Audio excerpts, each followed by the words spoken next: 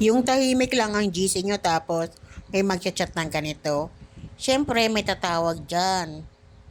Kapag walang sumagot, magchat-chat yan. Siyempre ayoko magpahuli, kailangan kong malaman yan. Kaya magchat-chat din ako. Napapagalata tuloy kung sinong chismosa sa pamilya.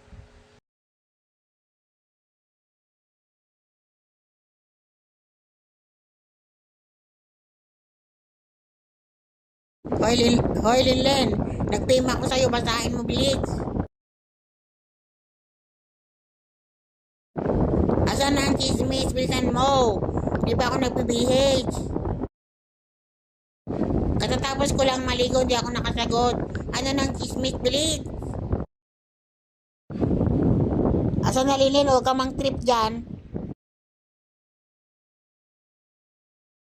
Hi, Linlinan. Hindi na ako magtrabaho ha. Gahintay ako ng chismis mo ya. Ay, ano na Linlen? Bilis eh. Lintian talaga, bilis eh.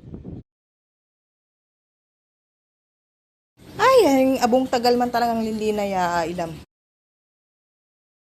Huwag magsabi-sabi ng chismis kung hindi ituloy-tuloy. Ano na baga Linlina? Ay, tawagan ko na yung boss mo. Sabihin mong ibakante ang isang oras mo. Ay, Linlen, walang pag-asa.